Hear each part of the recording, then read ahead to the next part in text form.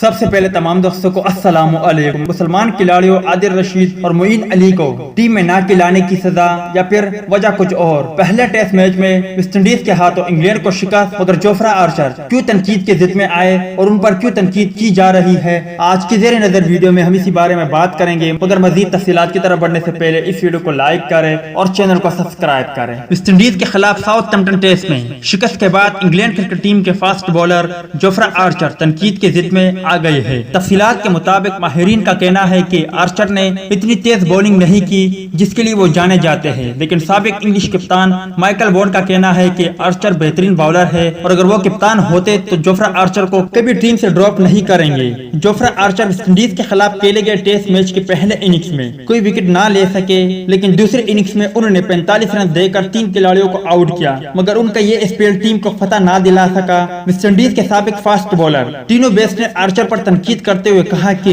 Match میں Archer نے اس speed سے بولنگ نہیں کی جس کے لیے وہ جانے جاتے ہیں، لیکن سابق انگلش کپتان مائیکل وون جوفرا آرچر کے دفاع میں سامنے آئے۔ ان کا کہنا تھا کہ کسی بھی باؤلر کے لیے ہر گیند 90 میل فی گھنٹہ سے کرنا ممکن نہیں ہوتا۔ انہوں نے کہا کہ بریٹلی اور شعیب اختر بے پناہ صلاحیت کے مالک تھے اور دونوں کے پاس اسپیڈ کے ساتھ ویرائٹی بھی تھی، لیکن جوفرا آرچر ابھی نوجوان ہے، انہیں امید ہے کہ عمر کے ساتھ ساتھ وہ تجربہ بھی حاصل کریں گے، اس لیے ویسٹ انڈیز کے خلاف ان کی بولنگ دیکھ کر اچھا لگا اور ان پہ تنقید کرنا سمجھ سے بالا آتا رہے۔ تو دوست یہ تھی انگلینڈ اور ویسٹ انڈیز کے درمیان ہونے والی میچ کے بعد جوفرا آرچر پر تنقید کے حوالے سے کچھ اپڈیٹ۔ ویڈیو اچھی لگی ہو تو لائک کریں، بری لگی ہو تو ڈس لائک کریں۔ ملتے ہیں کسی نیکسٹ ویڈیو میں، تب تک کے لیے اجازت دیجیے، اللہ حافظ۔